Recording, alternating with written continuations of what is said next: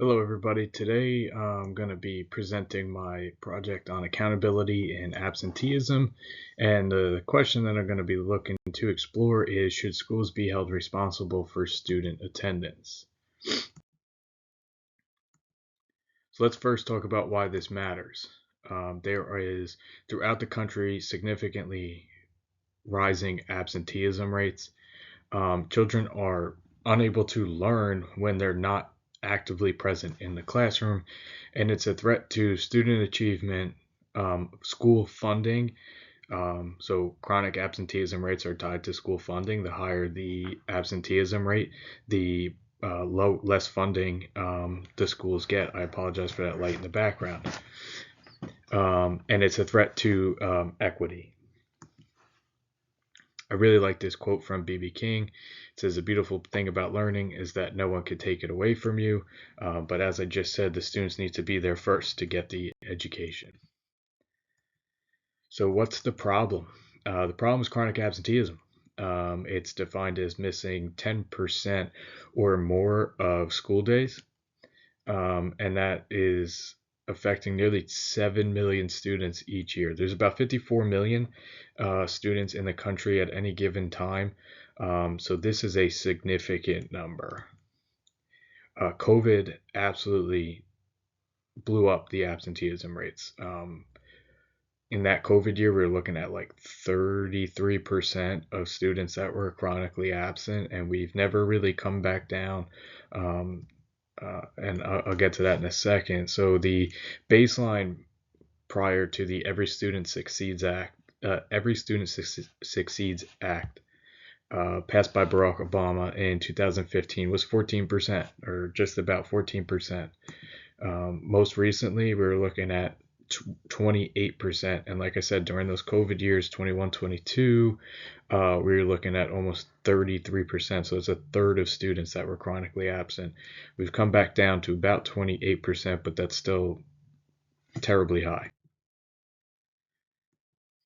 So my research questions and the goals, what I hope to learn or achieve in this research paper was, should schools be held accountable for student attendance rate? Should schools um, risk losing funding for realistically something that's outside their control? Um, and my goals were to explore the cause and effects, analyze the debates between the experts, and recommend solutions that I think would really help. This is my job every day. I look for these solutions to help our students in my school district.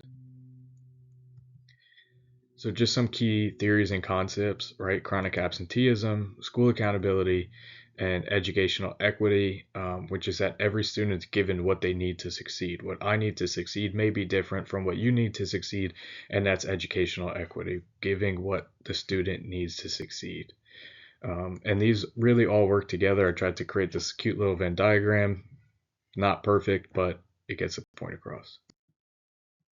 So my research strategies, I use databases like ERIC, JSTOR, ProQuest, and Google Scholar, and I use keywords like chronic absenteeism, truancy, and school accountability. Truancy is different from being chronically absent, but they do go hand in hand. Not all chronically absent kids are truant, but all truant kids are chronically absent. My sources, what I ended up using were usually scholarly articles from journals, Department of Education reports, and nonprofit data from websites like Attendance Works, which is a really good website for attendance information. I use it in my day-to-day job. So let's give you a quick little historical background. Massachusetts passed the first compulsory education law in 1852. Compulsory education just means that it's on the parents to send their kids to school. They have to be in school. The rest of the country adopted these similar laws by 1918. So in 1918, that was every state that we know today, with the exception of Hawaii and Alaska. The prevailing thought behind these compulsory education laws is that education led to a more democratic society, and it kind of maintained public order. And you look at the time frame, we're coming around off on the heels of World War I. And then in 2015, in the Every Student Succeeds Act, they added in uh, the chronically absent numbers they made it an accountability measure for schools. There were several others, but the majority of the schools in the United States or states within the United States ended up choosing chronic absenteeism rates as their accountability measure. So there are some things that everybody universally agrees on when it comes to chronic absenteeism or in this debate. And that is attendance is equal to achievement, right? When you're present, you're more likely to succeed. The more you show up, the more likely you are to succeed. There are some negative absenteeism indicators, right? Absenteeism rates are great indicators for high school dropouts, unemployment rates later on in life, and lifetime earnings. The more absent you are, the more likely you are to drop out, the more likely you are to be unemployed, and the lower lifetime earnings you have over the course of your life. Now, here's where the debate kicks in. There's 3 different models when it comes to school accountability, right? One is like a pro accountability. It's the school's job. The schools must take the lead. It doesn't fall on anybody else. It's the school. And these punitive measures are in place to make sure the schools take it seriously. And this is in my research. This was shown by Jordan and Miller, who published their study in 2017. And then there's this anti-accountability. The schools really shouldn't be held accountable because it's a reflection of societal issues, not poor school performance. And in my research, that was proposed by Reddy in 2010. And then there's a shared middle ground that doesn't fall on either side of these. It's pro accountability, but it also reflects the societal issues. And that's a model of shared accountability. And that was proposed by Epstein and Sheldon in 2002 and Jones in 2019. This shared accountability model is the schools are going to take the lead on this. The schools are in a position to monitor it and really address it. However, we're using community partners as well and really engaging the families, making the families more of a stakeholder in their child's education. So the societal issues that are barriers to attendance are poverty and housing instability. If I'm poor, I don't have a place to really live. I'm living on couch to couch every night, or I'm staying in the motel down the block that's got a rat infestation. I'm not sleeping well. I'm not going to school the next day because I just need some time to sleep. Um, Health concerns, both physical and mental. If I'm broke, I don't have any money, I don't have insurance, I can't go to the doctor. So my cold that for the average person will last 2 days now lasts 3, 4, 5 days and may turn into a worse impairment. And then mental health, anxiety and depression are 2 of the leading causes for children not coming to school. Community violence. If I live in a bad area and I'm afraid of walking to school or I'm afraid of being in school, you have to feel safe when you're in the building. If you don't feel safe in the building, you're never going to show up. And then there's, cultural expectations and family responsibilities. If you're an immigrant, you may come to this country and not understand our laws and our rules surrounding being in school.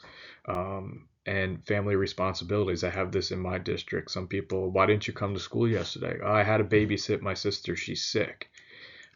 Mom and dad work. They're the ones who make ends meet, so someone's got to stay home and watch that kid. And unfortunately, it's oftentimes the older sibling.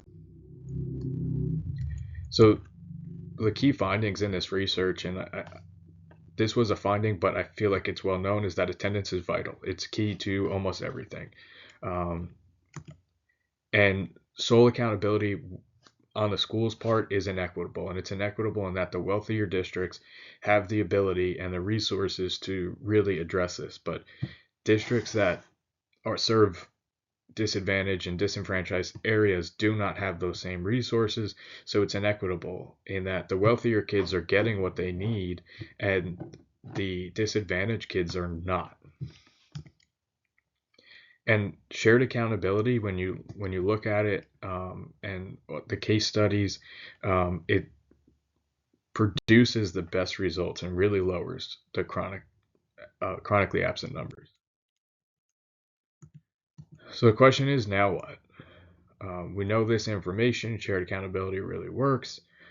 There's societal issues that lead to um, chronic absenteeism. The schools can't really address poverty rates, not something they're built to do. So what do we do from here? So we need to shift our policy from punitive measures to supportive measures. When we have a district that has high chronic absenteeism numbers, we need to support them with the proper resources, rather than punishing them by taking funding away, which has the ability to make things worse. We need to invest into counselors, mental health advocates, and mental health professionals, and we need some community outreach programs to really help these families and school districts. We need to research economic, racial, and geographical trends, because if you can see where things are going, you can be proactive instead of reactive. If you have a large influx of low income individuals to one area, you can kind of assume that that school district is going to need more help. So you can get ahead of it and really start to pour resources into that school district to get ahead of the curve. And by doing this, we can increase the student achievement and their outcomes. I think education is one of the most important things. Malcolm X, I really like this quote, said, "Education is our passport to the future, for tomorrow belongs to the people who prepare for it today." Another quote that I have off the top of my head is, "If you fail to plan, you plan to fail." So by being proactive, we can really increase our student achievement and their educational outcomes. And I've learned that this is a shared responsibility between everyone. So we need to stop assigning blame. People blame the parents, people blame the school, people blame whoever, because they don't want to blame themselves. And we need to start building bridges.